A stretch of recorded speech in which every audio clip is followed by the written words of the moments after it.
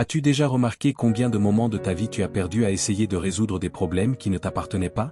Combien de fois t'es-tu mis au second plan, te laissant pour plus tard, te perdant dans les urgences des autres, pendant que ton âme, elle, demandait de l'aide en silence? Et c'est peut-être pour cela que tu te sens fatigué, confus, vidé. Non pas parce qu'il te manque de la force, mais parce que tu as oublié de la diriger vers toi-même. Quand tu apprends à te concentrer sur toi, quelque chose change d'une manière profonde et définitive. Ton esprit cesse de courir après l'imprévisible et commence à protéger ce qui est essentiel. Le stoïcisme nous rappelle que la véritable liberté naît lorsque nous arrêtons de mener des batailles qui ne sont pas les nôtres, et que nous tournons notre regard vers l'intérieur avec honnêteté, courage et responsabilité. Une vie où tu ne te fabriques plus des armes pour t'adapter aux espaces des autres. Une vie où tu ne te perds plus en essayant de plaire, où tu ne te rends plus petit pour être accepté. Une vie où tu reviens à toi-même, où tu retrouves ton centre, et où tu réalises que tu as toujours eu plus de pouvoir que tu ne l'imaginais. C'est ce pouvoir que le stoïcisme veut réveiller en toi, le pouvoir de choisir où placer ton attention, ton énergie et ta paix.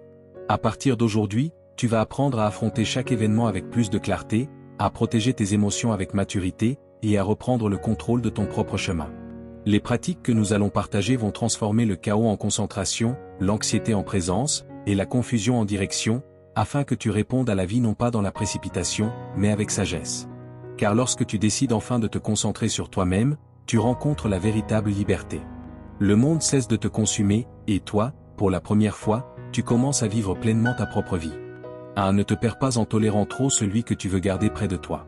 T'es-tu déjà rendu compte de la manière dont on commence à disparaître petit à petit quand on essaie de retenir quelqu'un qui ne fait même pas le minimum pour rester? C'est dans ces détails que l'on se perd. Dans ces petits « tout va bien » qui ne vont pas bien du tout. Dans ces silences qui étouffent ta propre voix.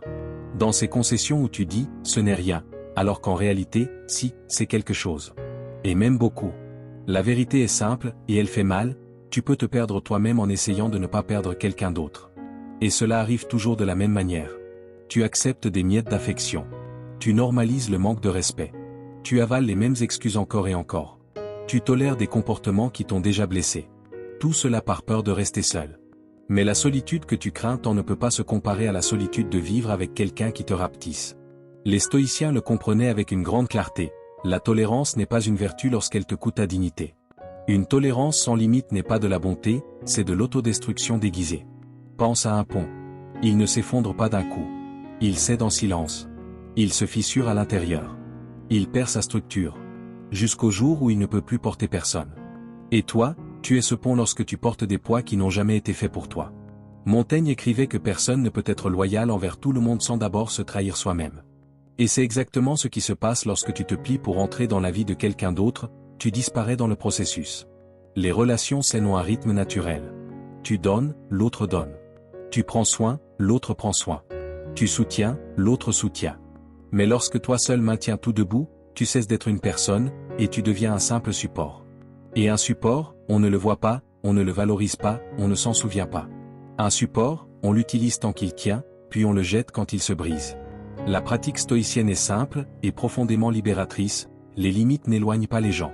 Les limites révèlent qui méritent vraiment de rester. Car celui qui t'aime n'a pas peur de tes limites. Il a peur de te perdre en les franchissant. Celui qui veut ton bien n'exige pas la soumission. Il exige la vérité. Celui qui te valorise ne se met pas en colère quand tu dis non. Il se met en colère quand tu t'abandonnes. Alors pose-toi une question honnête, sans filtre et sans excuse. Combien de moi-même ai-je dû abandonner pour garder cette personne?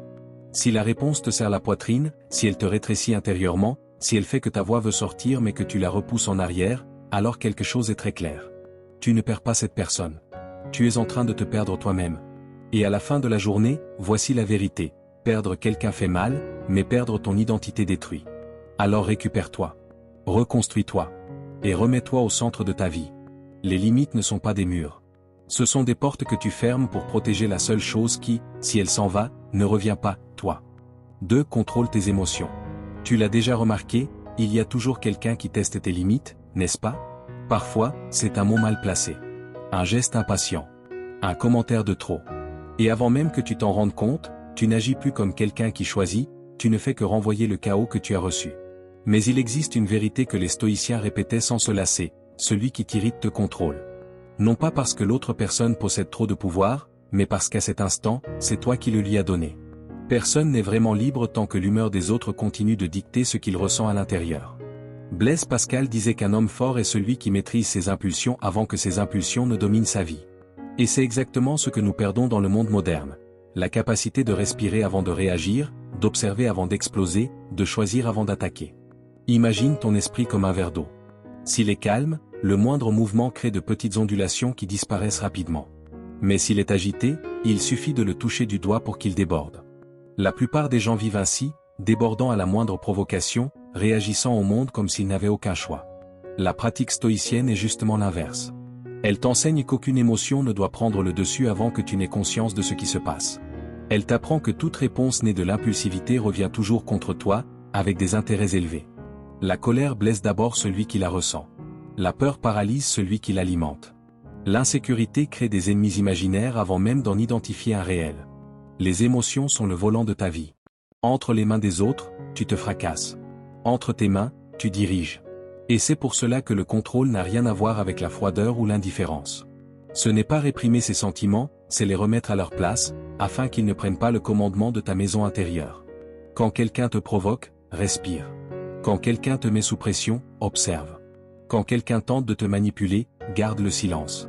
Le silence n'est pas une fuite, c'est une stratégie. La pause n'est pas une faiblesse, c'est une maîtrise. Le calme n'est pas l'absence d'émotion, c'est le signe que tu es aux commandes. Si tu veux découvrir jusqu'où tu peux aller, observe ta capacité à ne pas réagir dans le feu du moment. Plus tu es capable de contenir l'impulsion, plus tu seras capable de diriger toute ta vie. Et à partir d'aujourd'hui, retiens ceci. C'est toi qui décides qui peut toucher ton centre. Cette phrase est ta limite, ton bouclier, ton rappel qu'aucune provocation ne mérite la clé de ta paix. Car au final, contrôler tes émotions ne signifie pas ressentir moins. Cela signifie vivre avec plus de conscience, agir avec intention, et montrer au monde, avec une fermeté tranquille, que ton esprit a un propriétaire. Et ce propriétaire, c'est toi. 3. Commence à t'aimer toi-même avant de demander au monde de t'aimer. As-tu déjà remarqué à quel point ton esprit peut devenir ton propre ennemi? Quand tu doutes de toi, trop réfléchir t'épuise. Cela déforme tout, crée des problèmes qui n'existaient pas, et finit par te convaincre que tu es plus petit que tu ne le es réellement. Et le pire, c'est que ce processus est silencieux. Il se déroule à l'intérieur, pendant qu'à l'extérieur tu sembles vivre normalement. La vérité est simple, celui qui ne s'aime pas lui-même commence à voir le monde comme un tribunal. L'âme tombe malade lorsqu'elle cherche trop d'approbation. Car la validation extérieure est comme l'eau de mer, plus tu en bois, plus tu as soif. Dépendre des autres pour te sentir suffisant mène à l'anxiété. C'est pour cela que dépendre des autres pour te sentir à la hauteur est un chemin vers l'anxiété, vers la comparaison, et vers l'épuisement émotionnel. Maintenant, imagine cette scène. Vivre en cherchant constamment la confirmation des autres, c'est comme marcher avec un miroir lourd sur le dos. Chaque pas sert à vérifier si ton reflet plaît à quelqu'un, si l'angle est bon, si le monde approuve. Et le prix à payer est élevé. Tu finis par disparaître dans ton propre reflet, et tu oublies le visage qui existe derrière le verre. Mais il existe un tournant puissant, peut-être l'un des plus transformateurs de toute une vie. Tout change lorsque tu décides d'être ton propre soutien. Quand tu te traites avec respect, tu cesses d'accepter des miettes. Quand tu t'écoutes, tu arrêtes de chercher du bruit à l'extérieur. Quand tu te valorises, tu ne mendies plus la présence, l'amour ou la reconnaissance. Et le monde le remarque. Tu marches différemment, tu parles différemment, tu choisis différemment. Car celui qui s'aime ne supplie pas, ne se rétrécit pas, ne s'efforce pas d'entrer dans des espaces qui n'ont jamais été faits pour lui. Il vit avec une paix si authentique que personne ne peut la falsifier. La pratique stoïcienne résume cela avec précision. Ne cherche pas le bon chez les mauvaises personnes. Cherche plutôt des personnes bonnes. Des gens qui ajoutent, et non qui absorbent. Des gens qui inspirent, et non qui utilisent. Des gens qui élèvent, et non qui blessent. Non pas parce que tu as besoin d'eux, mais parce que tu as enfin appris à ne plus renoncer à toi-même. Et lorsque tes pensées commenceront à te saboter, souviens-toi de ceci. Tout ce qui traverse ton esprit ne mérite pas de devenir une vérité. Une grande partie de la souffrance humaine naît de pensées qui n'auraient jamais dû être nourries. Si cette leçon a du sens pour toi, écris dans les commentaires, je choisis de m'aimer. Écrire cela, ce n'est pas juste un geste. C'est le début d'une nouvelle posture intérieure, une posture qui ne dépend plus des applaudissements, de la validation ou de la présence des autres pour exister. Car le jour où tu te traites avec amour, le monde apprend à te traiter avec respect. 4. Assume la responsabilité de ta propre vie. Tu l'as sûrement déjà remarqué, prendre la responsabilité de ta propre vie, c'est déjà en soi une responsabilité immense. Et pourtant, il existe une force qui naît précisément à cet instant. Une force qui ne crie pas, mais qui transforme. Cette force apparaît lorsque tu acceptes que tes décisions, tes actions, et même tes erreurs font partie de l'histoire que toi seul peux écrire. Elle ne naît pas de la perfection, elle naît du courage. Le courage d'admettre que personne ne mettra ta vie en ordre à ta place. Que personne ne portera tes douleurs. Que personne ne parcourra le chemin que seules tes jambes peuvent parcourir. Les stoïciens appelaient cela l'autogouvernement, la capacité de se diriger soi-même, comme un capitaine dirige un navire en pleine mer. Et un capitaine expérimenté sait une chose essentielle, il ne contrôle ni le vent, ni les vagues, ni les marées, mais il contrôle le gouvernail. Et cela change absolument tout. Imagine la scène. Le ciel s'assombrit. La mer se déchaîne. Le bateau tremble. La première réaction, c'est de blâmer la tempête, de maudire la malchance, de se plaindre du destin. Mais il y a un détail qui décide de la fin de cette histoire, le moment où tu lâches le gouvernail. Car dès que tu le lâches, c'est la mer qui décide pour toi. C'est exactement à cet endroit que la majorité se bloque. Et c'est précisément là que commence la responsabilité. Parce que la responsabilité, c'est cet instant où tu comprends que tu ne choisis pas le décor, mais que tu choisis comment tu vas le traverser. Et c'est sur cette ligne fine entre destin et choix que Schopenhauer prononce une phrase qui résume tout, comme un œuf solide. Le destin mélange les cartes, mais c'est nous qui jouons. Cette phrase ne parle pas de chance. Elle parle de posture. Elle dit que même lorsque le monde bouleverse tout, tu décides encore quelle carte tu vas poser sur la table. Et c'est cette décision, petite, intime, invisible pour les autres, qui définit la direction de ta vie. Assumer la responsabilité ne signifie pas accumuler de la culpabilité. Cela signifie accumuler de la conscience. Cela signifie comprendre que l'erreur est une erreur. Ce n'est pas un verdict, c'est un miroir. Elle ne montre pas qui tu es, elle montre qui tu peux devenir. Une pierre sur le chemin peut être quelque chose sur lequel tu trébuches chaque jour, ou bien le premier escalier vers un endroit où tu n'as jamais eu le courage de monter. La responsabilité, c'est aussi la maturité émotionnelle. C'est comprendre que les mauvaises décisions naissent souvent de mauvaises émotions. Voilà pourquoi tu ne décides rien quand tu es dominé par la colère. Tu ne promets pas le monde quand tu es euphorique. Et tu ne remets pas ta paix entre les mains de quelqu'un qui vit dans une tempête intérieure. C'est protéger ton temps, ton énergie, et le futur que tu construis encore, brique après brique. Et il existe une vérité qui fait mal, mais qui libère. Tu es la seule personne capable de ruiner ou de sauver ta vie. Ce n'est pas ton partenaire. Ce n'est pas ta famille. Ce n'est pas ton patron. Ce n'est pas ton passé. C'est toi. Toi, avec les habitudes que tu nourris. Avec les silences que tu acceptes. Avec les choix que tu fais lorsque personne ne te regarde. Assumer la responsabilité, c'est arrêter d'attendre que quelqu'un vienne reconnaître une faute qu'il ne reconnaîtra jamais. C'est reconnaître ta dignité même lorsque les autres ne la reconnaissent pas. C'est dire non lorsqu'on attend ta soumission. C'est choisir ce qui te renforce, et non ce qui t'affaiblit. Choisir ce qui te construit, et non ce qui t'anesthésie. Et avant de blâmer qui que ce soit, il existe une question qui agit comme une boussole. Qu'est-ce qui est réellement entre mes mains, ici et maintenant? Quand cette question devient une habitude, tout change. Les opinions perdent leur pouvoir. Les distractions perdent leur force. La peur perd sa voix. Et toi, tu commences à marcher avec une fermeté qui ne dépend de l'approbation de personne. Assumer la responsabilité, c'est cela. Devenir ton propre pilier. 5. Ne partage pas tes problèmes avec tout le monde. Tu l'as sûrement déjà remarqué, certaines douleurs deviennent plus lourdes lorsqu'on les met entre de mauvaises mains. Tout le monde ne te comprend pas, même s'il t'écoute. Et tout le monde qui semble se soucier de toi, ne s'en soucie pas réellement. C'est l'une des vérités les plus dures de la vie adulte, mais aussi l'une de celles qui te font économiser le plus d'énergie lorsque tu finis enfin par la comprendre. Le monde est rempli de curieux déguisés en conseillers, d'indifférents déguisés en amis, et de personnes qui s'approchent seulement pour mesurer ta fragilité. Ouvrir ton âme à n'importe qui, c'est comme laisser ta porte ouverte en pleine tempête. Tu ne contrôles pas ce qui peut entrer, et encore moins ce qui peut en sortir. Ne confie pas tes blessures à quelqu'un qui n'a pas la maturité de les protéger. Épictète disait que les paroles sont du vent, mais que la vulnérabilité est une racine, car tout ce que tu offres depuis ton intérieur cesse d'être seulement à toi. Et lorsque tu partages tes blessures avec quelqu'un qui n'a pas la maturité nécessaire pour les garder, tu t'affaiblis au mauvais endroit, au mauvais moment, devant la mauvaise personne. Il existe un cercle petit, très petit, de personnes qui veulent réellement te voir aller bien. Ce sont celles qui t'offrent un silence réconfortant, et non un jugement déguisé en conseil. Ce sont celles qui portent ta douleur avec respect, sans la transformer en opinion, en rumeur ou en arme. Ton cœur est comme une flamme, dans les bonnes mains, il éclaire. Dans les mauvaises, il s'éteint. L'attitude stoïcienne commence ici, choisis avec qui tu partages le poids de ton esprit. N'importe quelle oreille ne mérite pas ta confession. N'importe quelle présence ne mérite pas ton soulagement. N'importe quelle compagnie ne mérite pas l'accès au territoire sacré de ton intimité. Certaines personnes ne veulent pas te comprendre, elles veulent t'analyser. Certaines ne veulent pas t'aider, elles veulent te mesurer. Certaines ne veulent pas t'écouter, elles veulent retenir ta douleur pour l'utiliser quand cela leur conviendra. Alors, avant d'ouvrir ton cœur, pose-toi la question qui peut t'épargner des années de souffrance.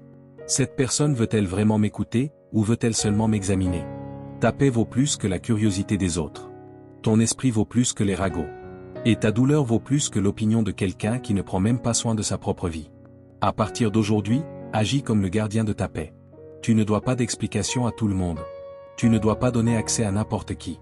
Et tu n'as pas besoin de transformer ta vulnérabilité en spectacle pour plaire à qui que ce soit. Tu te renforces quand tu choisis. Tu grandis quand tu observes. Et tu te libères quand tu comprends que ton intimité n'est pas un divertissement. Elle est un territoire sacré.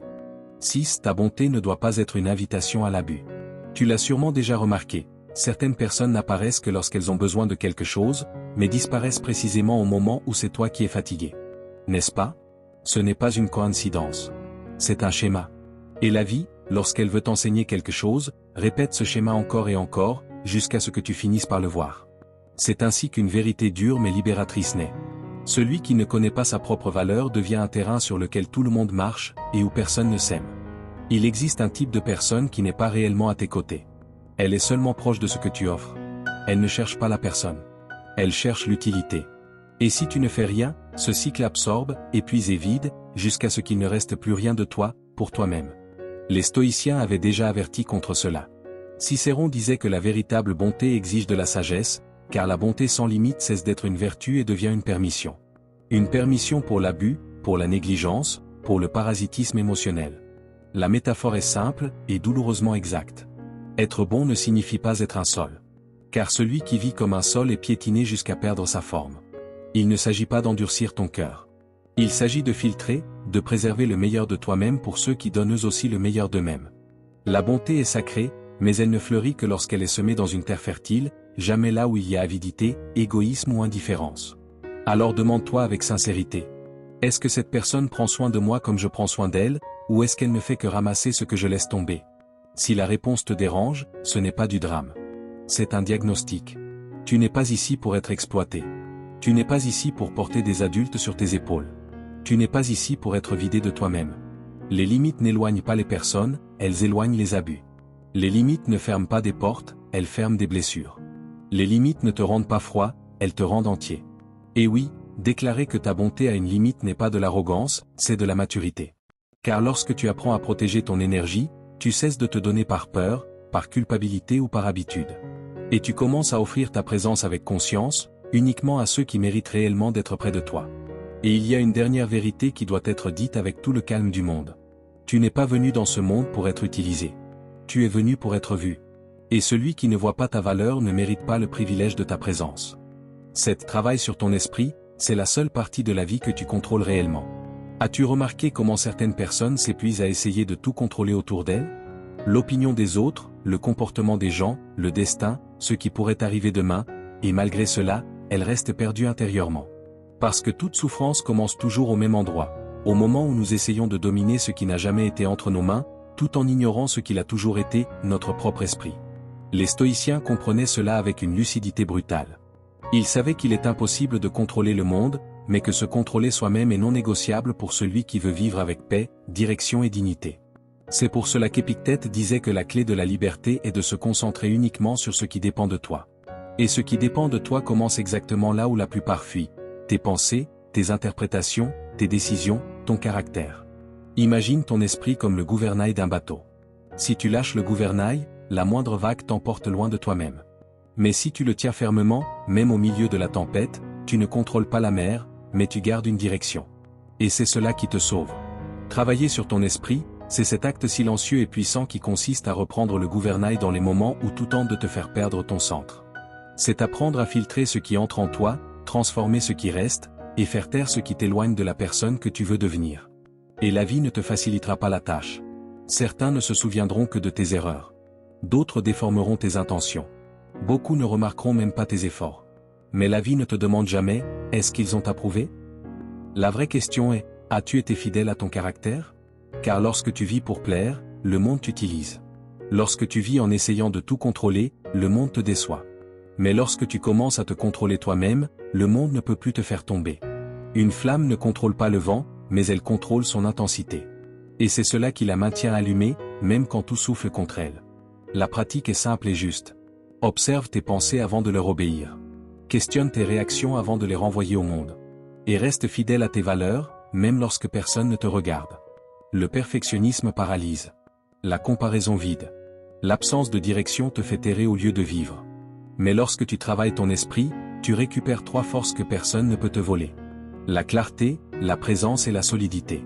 Tu cesses d'être quelqu'un qui réagit au monde, et tu deviens quelqu'un qui construit son monde intérieur.